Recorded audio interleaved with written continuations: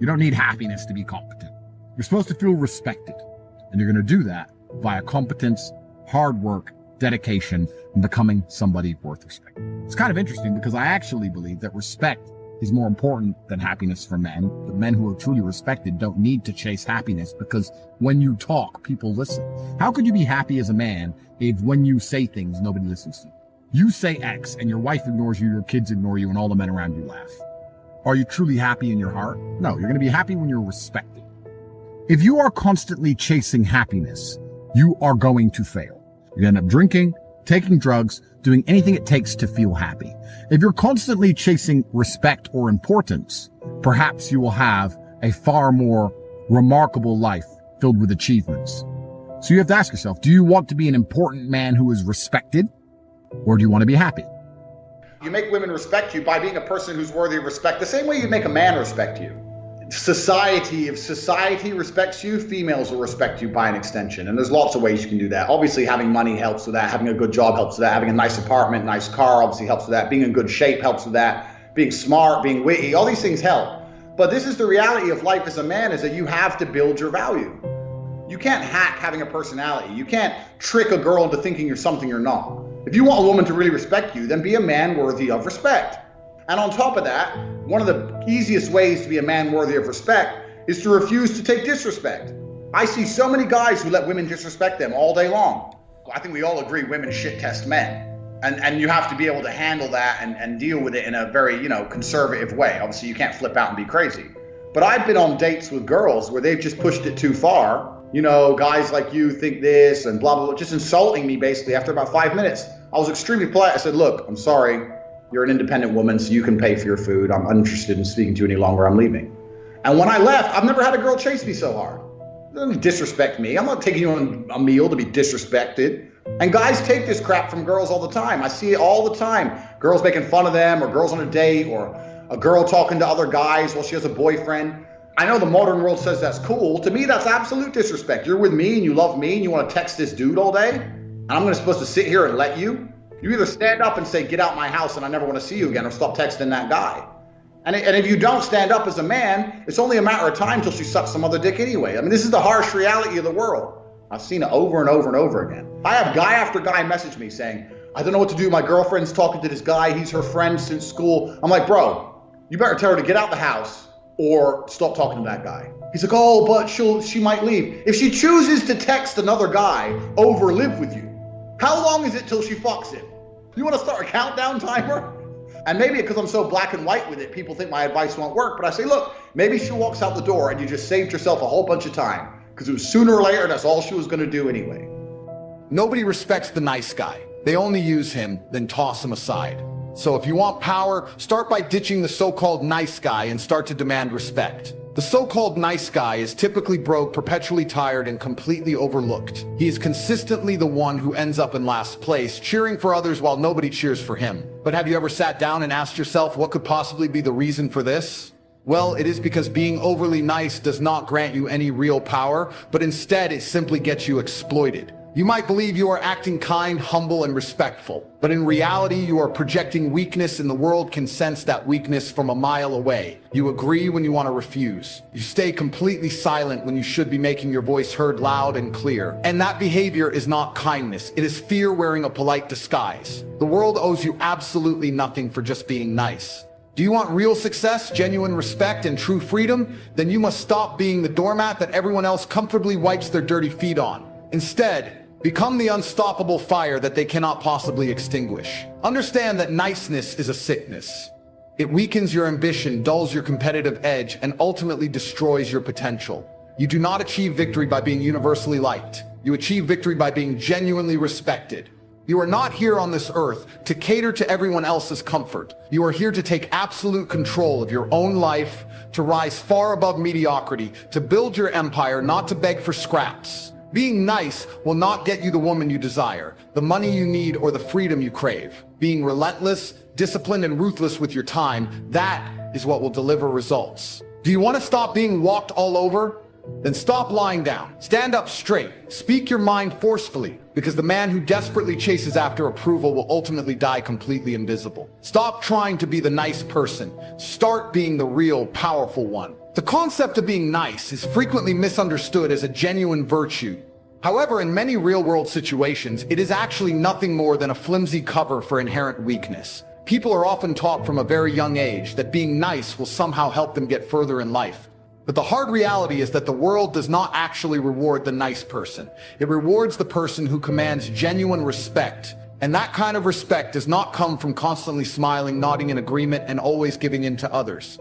It comes directly from demonstrating undeniable strength. Because when you are excessively nice, people do not genuinely admire you. They do not truly value you. They certainly do not take you seriously. What they actually do is take full advantage of you, because nice people are typically predictable and therefore considered safe and easy to manipulate. The nice person is invariably the one who will do anything to avoid confrontation. They fail to establish and maintain firm personal boundaries. They would rather suffer in silence than take the risk of offending someone else. But that exact pattern of behavior is precisely why they constantly get walked all over.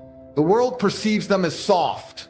People do not follow soft individuals, but instead they simply use them. They drain their energy. They ignore them completely when someone more dominant and assertive enters the room. For these individuals, being nice eventually becomes a mere survival strategy.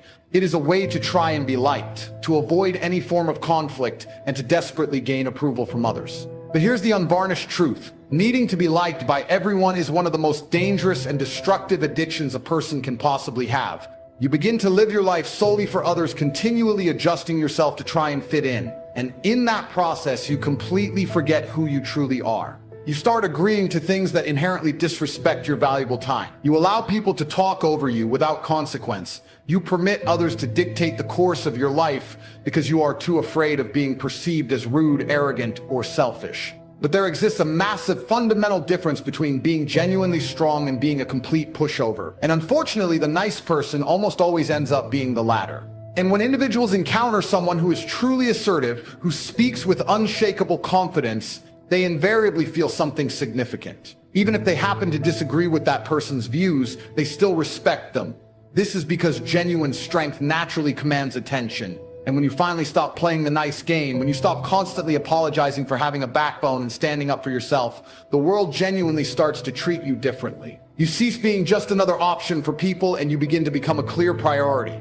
Because the exact moment you stop being nice in the way the world conventionally expects, the moment you stop living primarily for the comfort of others, is the precise moment you transform into someone they simply cannot afford to ignore.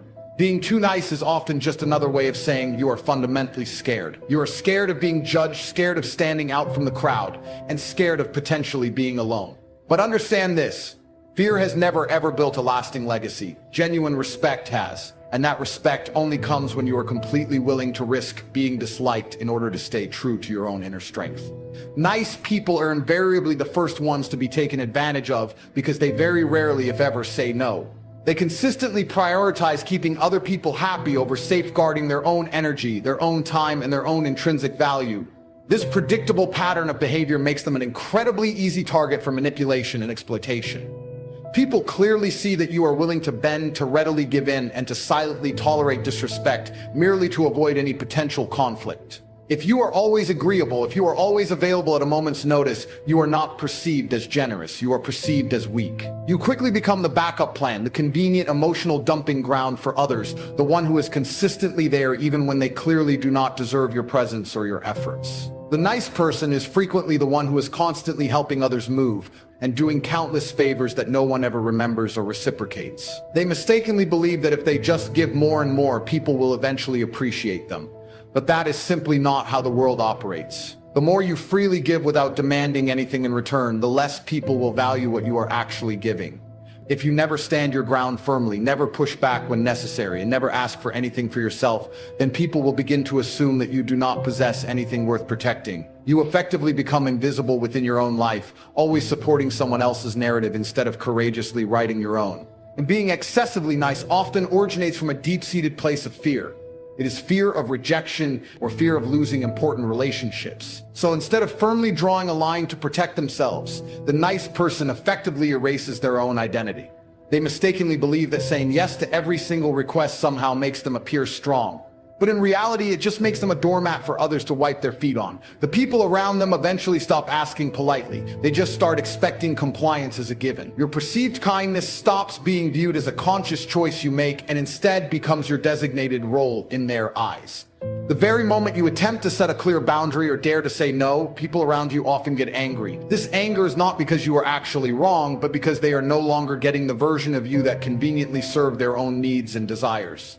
The undeniable truth is that people will test you constantly, even if they're not consciously aware they are doing it. They will test your personal limits, they will test your patience. If you never clearly show them where your absolute line is drawn, they will simply keep pushing further and further. And if they discover that you essentially have no line at all, you will always be the one who gives more, sacrifices more, and ultimately receives far less in return for your efforts. The consistently one-sided favors and the constant feeling that you need to prove your loyalty to others. This pattern of behavior wears you down gradually over time until you find yourself giving everything you have and receiving absolutely nothing in return. So understand that confidence beats mere compliance every single time. The individual who moves through life with genuine confidence, who speaks with clear certainty, acts with firm intention, and stands solidly by their decisions, commands far more respect and achieves far greater success than someone who simply goes along with whatever the crowd is doing. The compliant person typically waits for permission before acting, actively avoids taking risks, and constantly seeks approval from others. They choose to play it safe, mistakenly thinking that if they do not cause any disruptions, they will eventually be rewarded for their passivity. But life simply does not operate that way. Playing it safe usually gets you completely ignored by those who matter. But confidence, on the other hand, gets you noticed and respected. People are naturally drawn to individuals who take charge and lead, not to those who passively wait to be told what to do. When you project confidence, people listen to you not because you are flawless, but because you genuinely believe in what you are saying. And that unwavering belief is highly contagious. It gives other people a compelling reason to follow your lead, to trust your judgment, and to invest in your vision. However, when you are consistently compliant, always agreeing with everyone, and constantly adapting to fit everyone else's opinions, you become easily replaceable. There is no inherent strength in your presence. You are just another person desperately trying to fit in. Real success demands bold moves. It requires decisive action without constant self-doubt and second-guessing. So confidence empowers you to take those necessary steps. But compliance holds you back, makes you hesitate, and forces you to seek external validation before making any significant move. And by the time you have finally asked enough people for their opinions, someone else with more decisiveness has already seized the very opportunity you were too afraid to claim for yourself.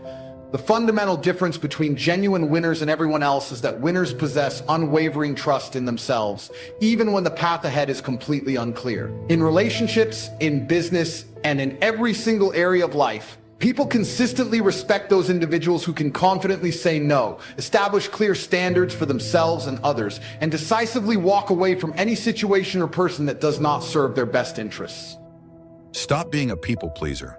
Stop living your life for their approval. Stop shrinking yourself just to make others comfortable. You weren't born to be liked. You were born to be real. And the truth is, not everyone will like you when you step into your power. Not everyone will clap when you level up. And that's okay. You are not here to fit in. You're here to stand out. People pleasing is a trap. It steals your voice. It kills your dreams. It chains you to expectations that were never yours to carry. You bend. You break. You sacrifice your peace just to keep the peace. And for what?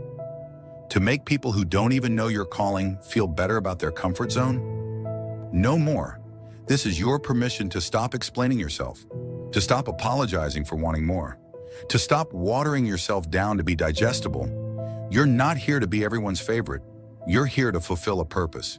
And purpose is loud. Purpose is bold. Purpose makes people uncomfortable. When you stop people-pleasing, you'll start living. You'll start making decisions that align with your destiny, not their opinions. You'll stop second-guessing your greatness just because they feel insecure around it. You'll start setting boundaries, and yes, they'll get mad. Let them. Boundaries are not cruelty, they are clarity.